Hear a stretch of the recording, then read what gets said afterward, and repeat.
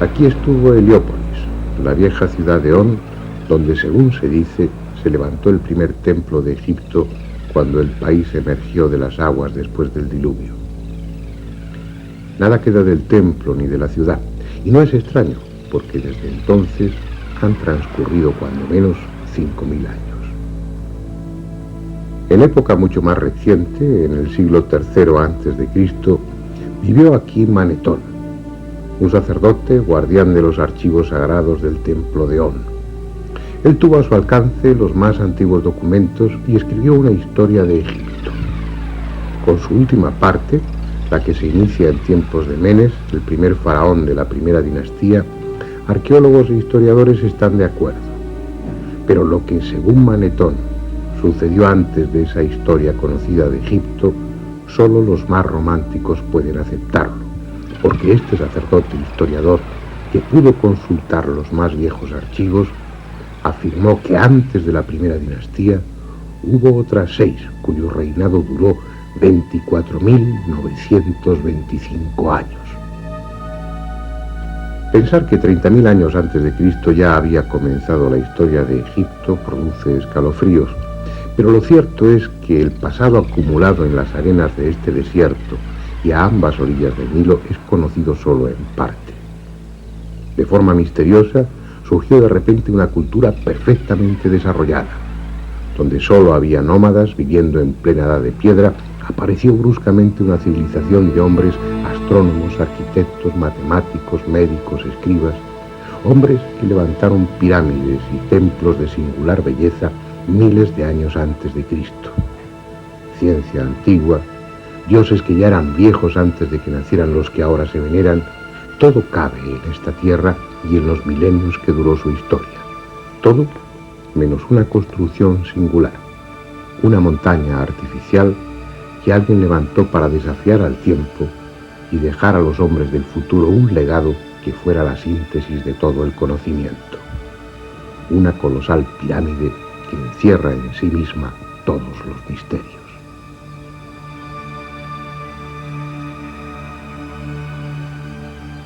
Este es el país de las pirámides. Hay descubiertas más de 100, aunque es posible que otras tantas hayan sido tragadas por los siglos y por la arena. Las que quedan son de los más diversos tamaños y factura, pequeñas y grandes, agudas y chatas, escalonadas y acodadas. Unas son de ladrillo y adobe, otras con la piel de piedra y el corazón de cascotes. Otras son solo un recuerdo, un montículo informe o ni siquiera eso.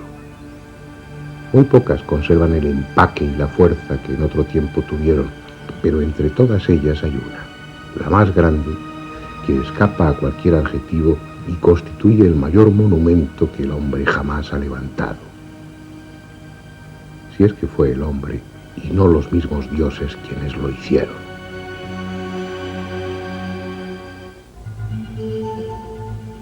A 12 kilómetros de la moderna ciudad de El Cairo y a orillas del desierto libio hay una meseta llamada de Giza. Tiene apenas 40 metros de altura, los justos para dominar los frondosos palmerales de la ribera occidental del Nilo. La suave pendiente que llega hasta el promontorio ha sido recorrida por millones de personas, viajeros, curiosos, peregrinos, sabios, místicos, aventureros. Todos ellos atraídos por el misterio que rodea a este edificio singular. Más de 2,5 millones de bloques de piedra que pesan entre 2 y 60 toneladas cada uno.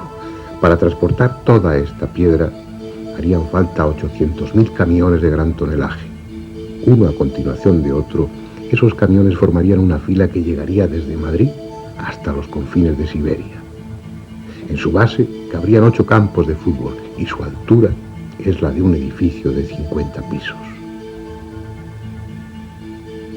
Lo extraordinario, lo increíble, como veremos a lo largo de estos documentales, es que a pesar de su abrumadora masa, de sus gigantescas proporciones, sus errores de nivelación, de orientación, de simetría o de angulación se miden por milímetros. No solo es la obra más colosal que levantó el hombre, sino también la más perfecta. En la misma meseta de Giza y al lado mismo de la Gran Pirámide hay otras 3. La de Kefren, ligeramente más pequeña, que conserva en su cumbre parte del revestimiento original, y la de Micerinos, de menor tamaño y algo más alejada de las otras dos. Aún hay 6 pirámides más, tan pequeñas en relación con las otras que se las conoce como pirámides satélites. 3 están situadas al este de la Gran Pirámide y se dice que sirvieron de sepultura a la familia de Keops. Las 3 restantes, frente a la cara sur de Micerinos, completan junto con la Esfinge el complejo monumental de Giza. La cita obligada para todos aquellos que sienten inquietud por el pasado, el punto de destino al que acuden turistas desde las partes más lejanas del mundo. Se harán fotografías ante ella y luego recorrerán su interior. Unos saldrán impresionados, otros jadeantes por el esfuerzo, los más respirando ansiosamente tras la sensación de claustrofobia que se experimenta en los angostos túneles y pasillos. Pero pocos, muy pocos, saldrán con la conciencia de haber estado en las entrañas mismas del misterio. Pocos, muy pocos, sabrán que han visitado un monumento que, pese a su rotunda solidez, es imposible que esté ahí. Este interés hacia la Gran Pirámide, que mueve a viajeros a recorrer miles de kilómetros para visitarla, no es una moda de estos tiempos. En todas las épocas han llegado hasta aquí sabios y curiosos tratando de descubrir su secreto. Heródoto, el célebre historiador griego, dejó escritas sus impresiones sobre la Gran Pirámide. Estuvo aquí hacia el año 440 a.C. y dio detalles sobre la construcción que hoy ya no están a nuestro alcance. Por ejemplo, contó que las caras de la Gran Pirámide estaban cubiertas de escritura, unos signos de los que ya nada se sabe. Atal Latif, un historiador árabe del siglo XIII, también se refirió a esa escritura. Dijo que en las 4 caras de la pirámide había un número tan grande de inscripciones que con ellas podrían llenarse 10.000 páginas.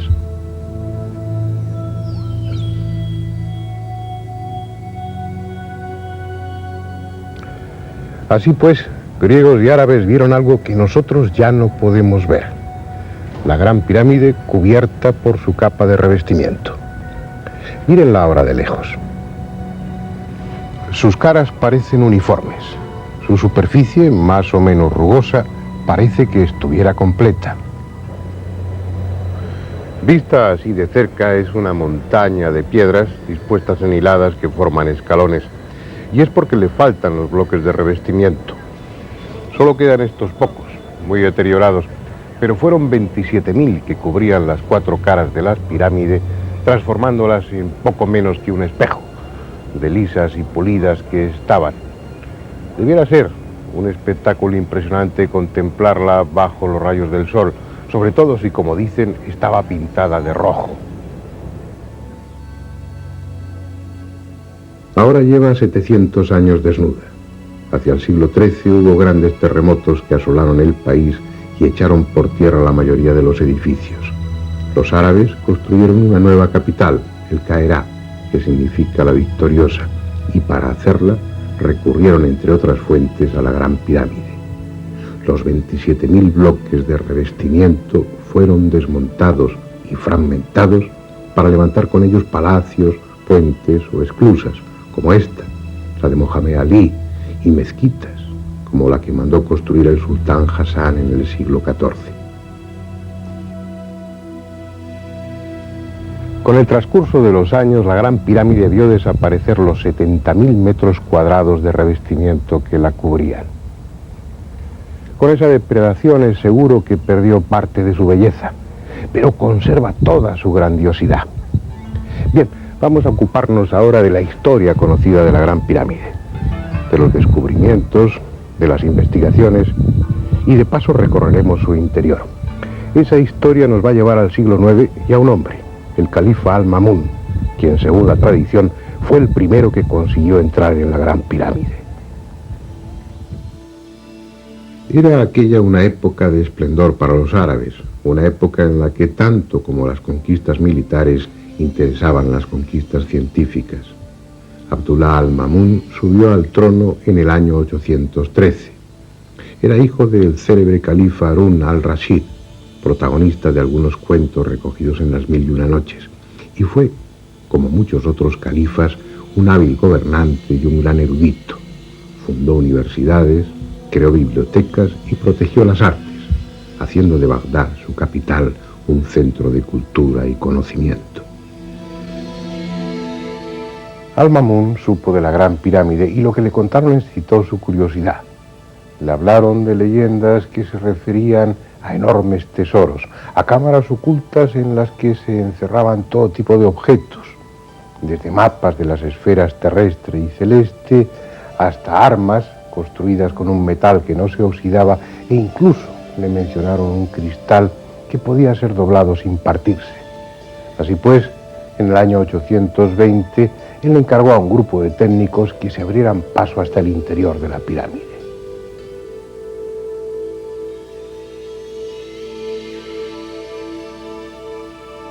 El resultado fue esta galería por la que hoy entran los turistas.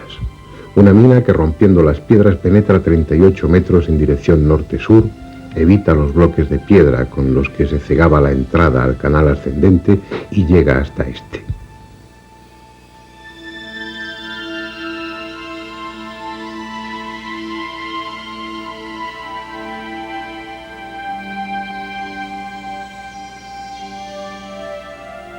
Dicen que los obreros oyeron bajo ellos el ruido producido por una piedra al desprenderse y excavaron un pozo, encontrando así el canal descendente y subiendo por él la auténtica entrada de la pirámide.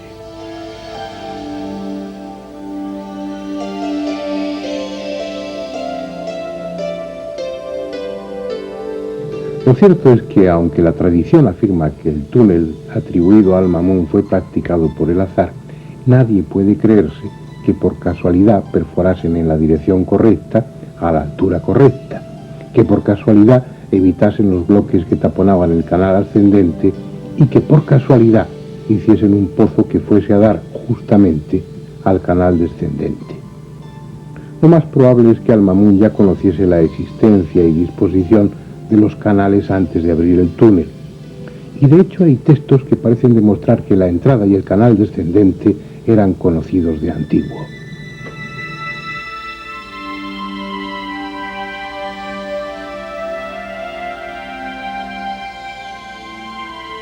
Estrabón, en el año 24 a.C., escribió que a cierto nivel, sobre uno de los lados de la pirámide, hay una piedra que puede retirarse y deja ver la entrada de una galería o siringa que termina en la tumba.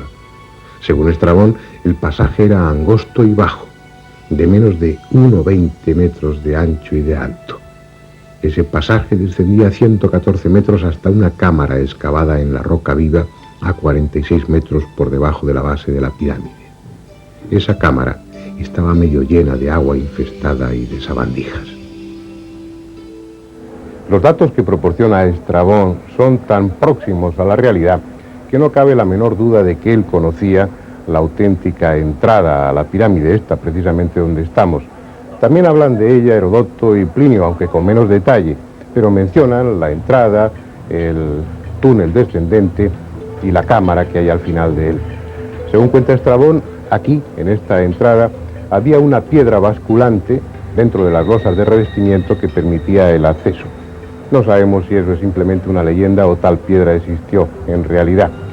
Bien, antes de entrar, vamos a ver con cierto detalle cómo es esta entrada a la siringa. Lo que primero destacan son los 4 gigantescos bloques de descarga que descansan sobre el dintel de la puerta. Muchos necios, con pretensión de pasar a la posteridad, han inscrito sus nombres. Pero la más estúpida de todas las inscripciones es la que hay en el bloque superior derecho. Está realizada en jeroglíficos por el egiptólogo alemán Lepsius a mediados del siglo pasado, y en ella se refiere al rey de Prusia, Federico Guillermo IV, y más ni menos que como rey del Alto y Bajo Egipto. En el triángulo formado por los bloques de descarga y el dintel hay 4 signos grabados. Un tetragrama que nada tiene que ver con la escritura jeroglífica egipcia ni con ninguna otra escritura conocida. No se sabe quién grabó esos signos ni cuándo. Quizás sean la obra de un bromista, o tal vez estén ahí desde el principio y constituyan la clave secreta de la pirámide. Bueno, creo que ha llegado el momento de que penetremos hacia las entrañas de la Gran Pirámide. Pero no lo haremos por el túnel abierto por Al-Mamun, que es el que utilizan habitualmente los visitantes, sino por la entrada original, que es la que estamos describiendo, y que se encuentra a 17 metros de altura.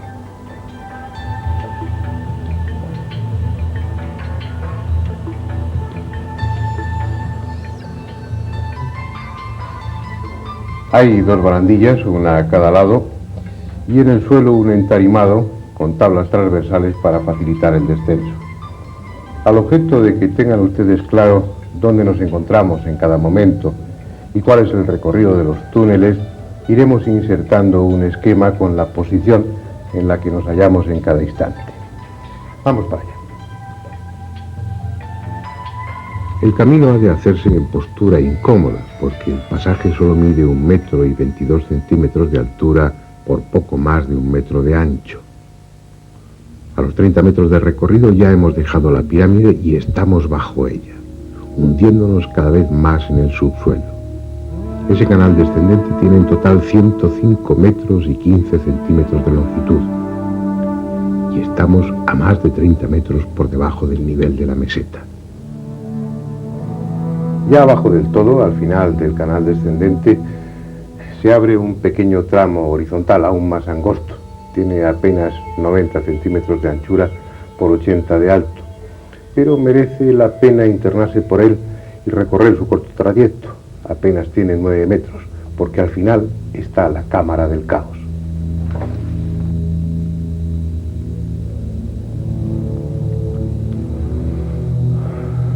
Estamos en la parte más profunda de la Gran Pirámide, en la cámara más recóndita, más subterránea. Está labrada en la roca viva y es por tanto una caverna artificial, aunque por su irregularidad, por su aspecto primitivo e inacabado, ha recibido diferentes nombres, entre ellos el de cámara inacabada o cámara del caos. Pero lo mejor será que ustedes y nosotros la veamos con detenimiento. La opinión de los arqueólogos es que se trata sencillamente de una cámara que quedó sin terminar intencionadamente. Aquellos que consiguieran dar con la entrada a la Gran Pirámide solo tendrían un acceso, el canal descendente por el que hemos bajado hace unos minutos. Al llegar aquí y encontrarse esta cámara subterránea sin terminar, los violadores de tumbas pensarían que ni la momia ni el ajuar funerario llegaron a ser depositados en la pirámide. Según ese criterio, estas masas de piedra a medio trabajar no tendrían función práctica alguna. Sin embargo, observen cómo paredes y techo están perfectamente labradas, respetando los mojones de piedra, obligando a los obreros a trabajar en unas condiciones excepcionalmente duras, arrastrándose por espacios de apenas 25 centímetros para labrar el techo. ¿Qué sentido tiene eso? Si lo que se pretendió era dar a la cámara el aspecto de inacabada sin más, ¿por qué no haber reducido la altura de esos bloques informes para trabajar en condiciones normales? Si lo hicieron así, tendrían sus razones, como las tendrían para abrir ese túnel enfrente del que sirve de entrada y que penetra 14 metros en dirección sur para terminar bruscamente. Las mismas razones que les llevaron a abrir este pozo cuadrado de 2 metros de lado y que apenas llegaba a 3 metros de profundidad, como el túnel de la pared sur, tampoco conducía a sitio alguno. El coronel Weiss, a mediados del siglo pasado, profundizó 9 metros más el pozo, buscando una posible cámara, pero no encontró nada. Hoy el pozo está lleno de arena y cascotes. Si el descenso por el estrecho canal era incómodo, la subida, superando los 26 grados y 34 minutos que tiene de pendiente, es aún más dura. De seguir todo el trayecto del túnel llegaríamos a la puerta exterior, pero si cuando hemos recorrido unos 85 metros nos detenemos, veremos la entrada original a otro pasadizo, el ascendente, cegado por grandes bloques de piedra. Debajo de este entablado hay 3 escalones en la piedra que se corresponden con la entrada al canal ascendente. Durante la construcción de los túneles y en las ceremonias previas al sellado de la pirámide, debía haber una rampa que facilitaba el acceso al canal ascendente todavía abierto. Llegado el momento, La rampa fue retirada y la entrada al canal ascendente cegada con 3 grandes bloques de piedra que se dejaron deslizar desde más arriba. Está claro que por aquí no podemos acceder al canal ascendente. Será preciso que salgamos al exterior y utilicemos, como el resto de los visitantes, el túnel abierto por Al-Mamun. En el esquema vemos como el túnel perfora la pirámide desde más abajo de la entrada original y, siguiendo un trayecto horizontal, evita los bloques que obstruyen el canal ascendente y llega directamente a este. El canal ascendente es algo más confortable que el descendente que antes recorrimos. Mide un poco más de 1 metro de ancho y tiene 1,20 m de altura. Es en sí mismo una obra perfecta de ingeniería. Sus medidas se mantienen constantes y exactas a lo largo de los 37,5 metros que mide en total. Las piedras de paredes, techo y suelo ajustan con precisión y están pulidas. Las del suelo no están a la vista porque se ha dispuesto una rampa de madera con travesaños para facilitar la subida, porque este túnel también tiene una importante pendiente, exactamente la misma que el canal descendente, 26 grados y 34 minutos. No es un camino fácil, pero merece la pena el esfuerzo porque al final de ese pasadizo está la gran galería. Estamos ya a 22 metros por encima de la base de la Gran Pirámide, donde se abre la entrada a otro túnel, esta vez horizontal. Veamos a dónde conduce. Se trata de un pasadizo relativamente cómodo que avanza en dirección norte-sur. Mide algo más de 1 metro de ancho y tiene una altura de 1,18 m. Cuando se han recorrido 28,5 metros, el suelo presenta un escalón de 52 centímetros y gracias a él se puede entrar casi erguido en la cámara que hay al final del túnel. La llaman la Cámara de la Reina. Es una amplia estancia rectangular construida con piedra caliza de Tura. Mide más de 5 metros por cada lado y el techo en forma de caballete alcanza los 6 metros en su parte más alta. Restos de pintura evidencian que esta cámara estuvo pintada originalmente de azul. No está muy clara su función, aunque la idea más extendida es que se trata del serdab, de la cámara secreta de la Gran Pirámide, en la que se conservaba el doble del faraón, una estatua probablemente de basalto con sus facciones, a las que se le había dado vida mediante los ritos isíacos de apertura de ojos y de boca. Esa estatua, ese doble del faraón, probablemente estaba aquí, en este nicho. Si ustedes observan, hay un túnel abierto en el fondo, pero que no corresponde a la obra original. Fue abierto por Weiss y profundiza unos 15 metros sin llegar a sitio alguno. Pero hay otro detalle también importante en este nicho. En la parte de arriba se ve claramente cómo no corresponde con lo que sería el centro lógico de la cámara, sino que está desplazado 60 centímetros. Y eso es con toda seguridad por una razón: para que el nicho y consecuentemente el doble del faraón, la estatua de basalto, quedase justamente en el eje de la Gran Pirámide, como así sucede. También, por delante del nicho, hay una serie de fracturas en la roca que indican que probablemente existió aquí un pequeño altar o una construcción ceremonial, pero todo eso son conjeturas. Los primeros viajeros que entraron en esta cámara dejaron escrito que estaba cubierta de escombros y que si hubo algún mobiliario original de esta cámara estaba totalmente destrozado e irreconocible. Pero hay otros 2 detalles muy interesantes en esta cámara: la existencia de 2 túneles o conductos, uno en la pared norte y otro en la pared sur, que no fueron descubiertos hasta 1872. Y no fueron descubiertos por la sencilla razón de que estaban tapados, de que la piedra continuaba y la pared era perfectamente lisa.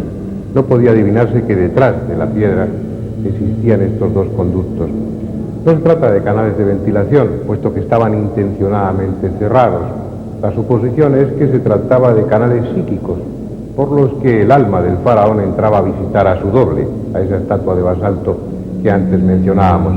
En cualquier caso, la realización de estos 2 conductos que suben, se extienden a todo lo largo de la pirámide perpendicularmente a las paredes norte y sur, La realización de estos túneles, insisto, es una demostración del nivel técnico y constructivo de aquellas gentes, puesto que los planos no pudieron modificarse en ningún momento, ya que los canales se fueron haciendo a medida que la construcción iba avanzando. Esa idea de que eran canales para el paso del alma del faraón, del Ba, es la idea más generalizada. Sin embargo, uno se pregunta, ¿para qué dos canales? ¿Acaso necesitaba uno para entrar y otro para salir? Y aún más, ¿para qué la existencia de los mismos canales? ¿Es que acaso el alma no puede atravesar la piedra? Porque el hecho es que estos agujeros estaban tapados con piedra. Por lo tanto, el alma no podría entrar ni salir. Y si podía atravesar la piedra, entonces ¿qué necesidad había de los canales? Tal vez simplemente señalaban un camino, pero si es así, ¿por qué abiertos al norte y al sur, cuando en la vida de ultratumba precisamente las direcciones importantes son el este y el oeste? Estos canales siguen siendo un misterio, a pesar de que en los círculos arqueológicos se sostenga que fueron canales psíquicos. Un misterio al que se ha venido a añadir otro nuevo, algo que complica aún más las cosas. En 1993, mientras se realizaban una serie de obras para mejorar la ventilación en el interior de la pirámide, el ingeniero alemán Rudolf Gattenbing tuvo la ocurrencia de introducir, precisamente por este canal, un pequeño robot provisto de una cámara de televisión. El robot ascendió sin problema durante los primeros 65 metros, pero llegado a ese punto tropezó con algo inesperado. Una puerta interrumpía su paso, una pequeña puerta en la que, a través de las imágenes que ese mismo robot grabó, parecen distinguirse dos pomos de cobre o de bronce de los que se desprende una estela de oscilación. ¿Qué hay detrás de esa puerta? Un secreto más de la Gran Pirámide. Bueno, ahora volvamos a ese punto en el que coincidía el canal ascendente con este otro horizontal que nos ha permitido llegar hasta la Cámara de la Reina.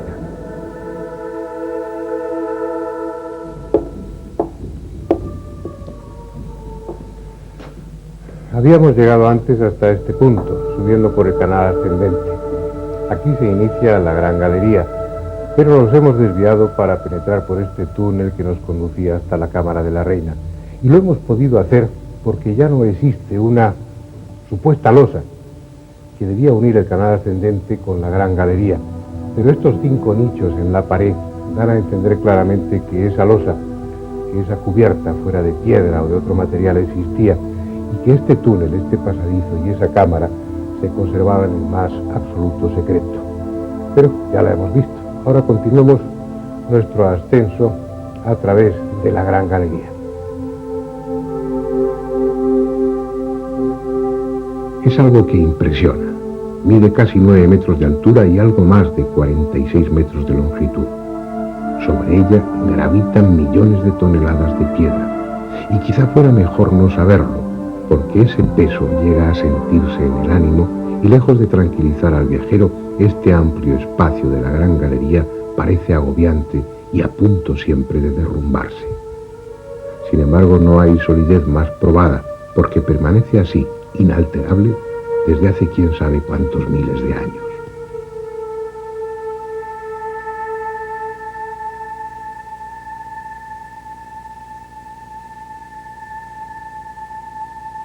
Sus muros, implacablemente paralelos en todo su recorrido, se van cerrando con 7 saledizos, de forma tal que allá arriba el techo, formado por 40 losas imbricadas como tejas, tiene solo 1 metro de anchura, en tanto que en el suelo mide 2 metros, incluyendo en ellos 2 banquetas laterales.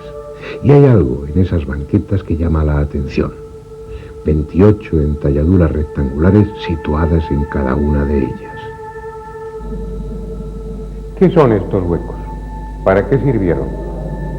Posiblemente para contener estatuas. Según dijo el historiador egipcio Manetón, Keops era el 28º rey de Egipto después de Menes, el fundador de la primera dinastía. Así pues, es probable que en estos nichos, en estos agujeros, en estas entalladuras, quedasen sujetas 28 estatuas, las de los 27 antepasados de Keops y la de él mismo, repetidas, emparejadas una frente a otra, de tal manera que esta gran galería habría sido una solemne y fúnebre galería de antepasados del rey Keops. Es una hipótesis que se ve avalada por algunos autores árabes que se refieren a la existencia en tiempos antiguos de estatuas dentro de la Gran Pirámide. En cualquier caso ya no están, han desaparecido. Solo queda la gran galería con su desnudez, que la hace aún más impresionante. Una galería que termina más arriba, en un rellano al que se abre un corto y estrecho pasadizo, el que da acceso a la antecámara o cámara de los rastrillos.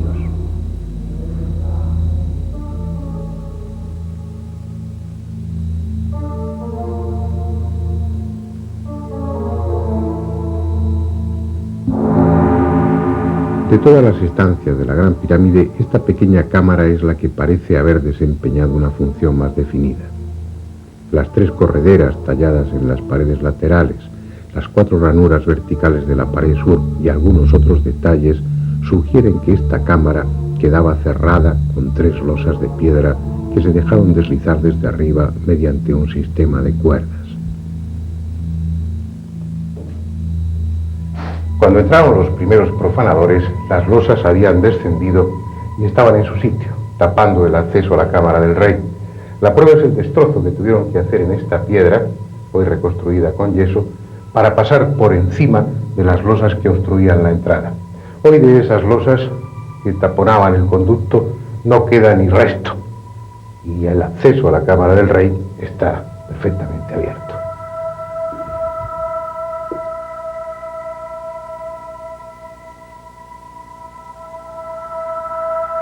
Esta es la más célebre cámara de la Gran Pirámide. Mide más de 50 metros cuadrados y tiene casi 6 metros de altura. Está construida con bloques de granito rojo de Asuán y 9 colosales losas que pesan unas 400 toneladas constituyen el techo. Nada hay en ella, salvo este sarcófago de granito. A finales del siglo XVIII aún estaba la tapa rota y apoyada en la pared, pero hoy ni siquiera eso queda. Solo el cofre de piedra, roto en una de sus esquinas, y la desnuda estancia.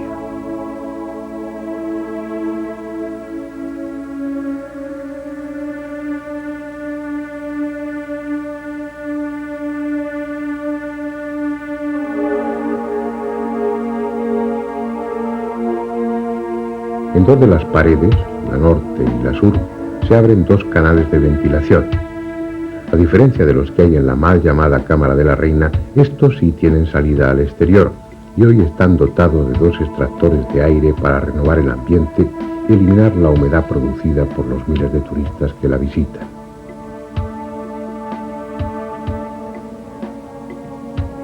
Bien, aunque limpia de escombros y de eyecciones de murciélagos, este interior de la Gran Pirámide que acabamos de visitar es prácticamente el mismo que se encontraron los árabes del siglo IX. La falta de tesoros alejó a los expoliadores y por su parte la superstición y las alimañas alejaron al resto de los visitantes.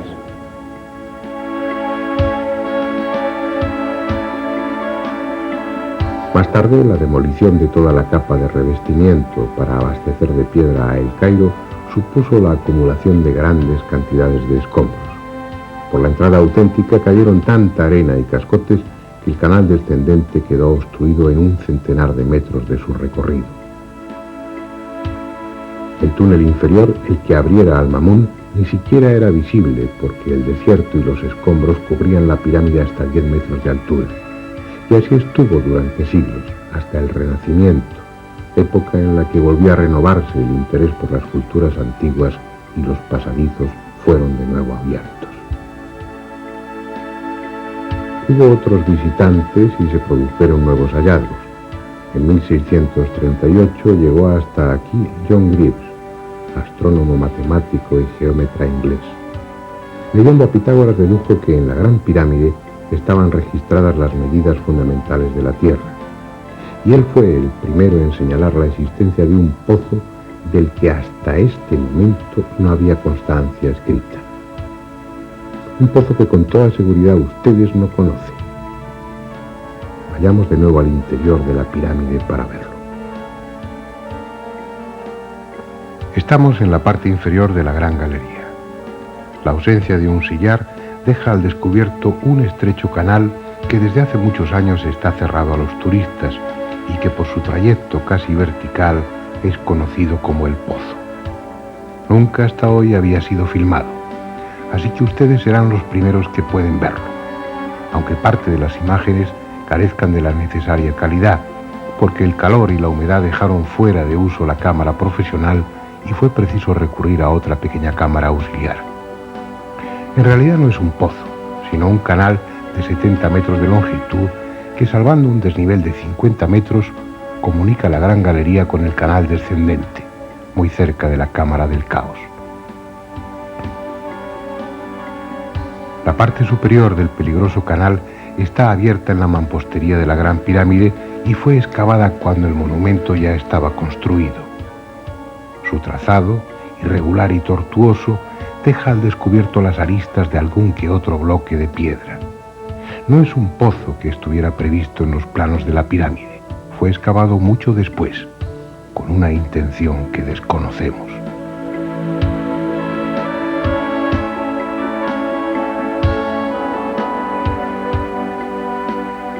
Ahora estamos en la base de la pirámide. Hasta aquí hemos descendido por entre las piedras de la construcción. A partir de este punto, la galería está excavada en la meseta. Y es en este tramo, inmediatamente por debajo de la pirámide, donde se encuentra una pequeña gruta, puede que natural o abierta por buscadores de tesoros hace muchos siglos.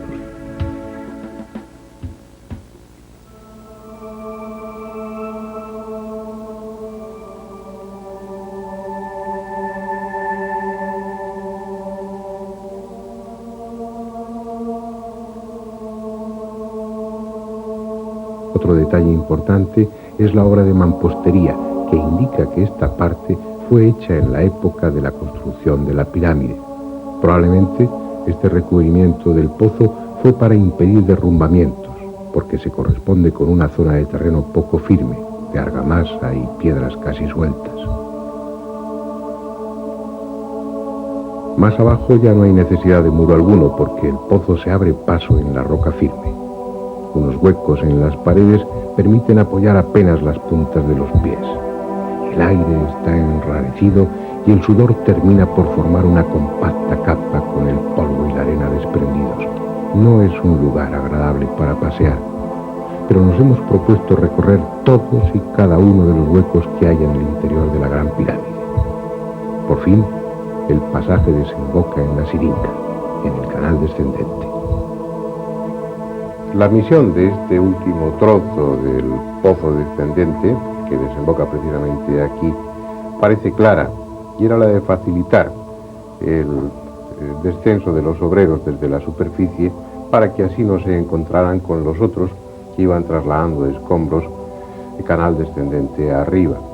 Después, en una fase posterior de la construcción de la Gran Pirámide, cuando se colocaron las primeras hiladas de piedra, ya de una forma inevitable quedó cerrado el pozo por su parte superior. ¿Quién perforó desde arriba, uniendo la Gran Galería con este antiguo pozo? ¿Para qué y cuándo? Son cuestiones no resueltas. En otro momento nos permitiremos especular sobre ello.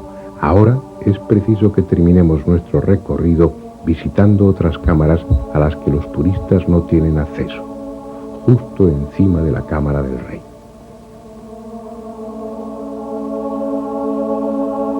Fue Nathaniel Davison, en 1765, el que descubrió accidentalmente que en la parte superior de la Gran Galería, pegado al techo, se abría un boquete cuadrado de 60 centímetros de lado.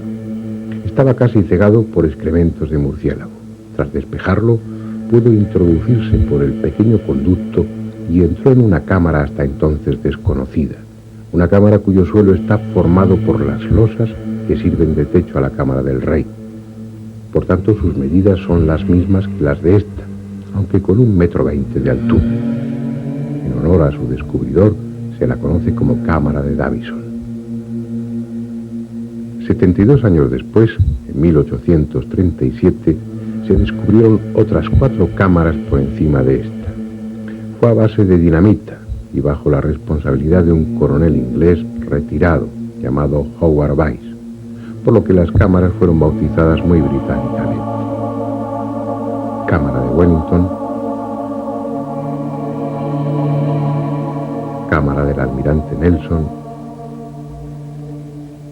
Cámara de Lady Anne Arbuthnot y por último la Cámara de Camden, en la que ahora estamos, con el techo en caballete. Todas las enormes losas que forman las cámaras de descarga están suscribadas sobre la estructura general de la pirámide. La misión de estas 5 cámaras, que ustedes ven por primera vez en televisión, es la primera vez que entran unas cámaras de televisión para grabar su interior. La misión de esas 5 cámaras, repito, era aliviar a la cámara del rey del enorme peso que tenía encima y protegerla en caso de terremoto. Una misión que parece haber cumplido perfectamente, porque en esta última cámara, en esta 5ª cámara, se puede ver cómo las enormes losas que forman el techo se han ido abriendo con el paso del tiempo, probablemente por efecto de algún terremoto. Pero la colocación de unas tiras de yeso en algunos de los lugares durante los últimos años ha permitido ver que desde hace bastante tiempo, al menos desde que se instalaron esas tiras de yeso, no ha seguido abriéndose, por lo cual todo hace suponer que dentro de 15 o 20 mil años la Gran Pirámide seguirá estando aquí como está.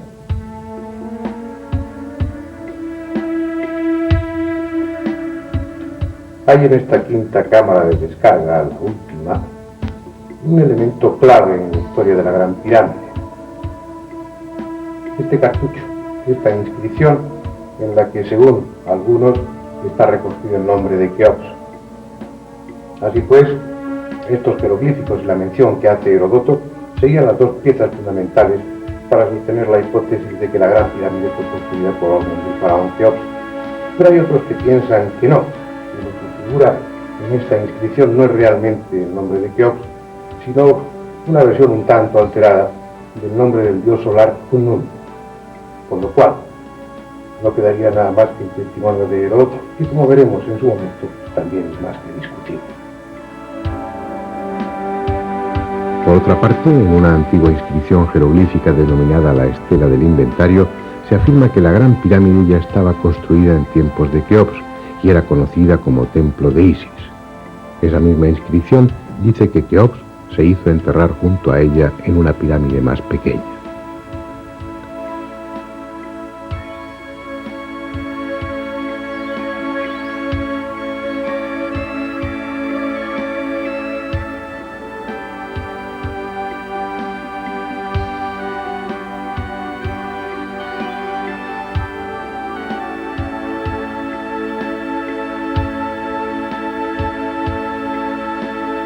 No es un tema resuelto.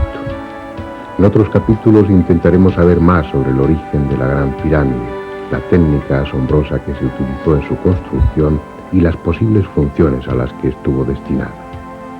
Ahora se trataba de un recorrido por su interior, y ese recorrido termina aquí, en el más profundo de sus rincones y junto al más profundo de sus misterios, el que se refiere a la identidad de su constructor.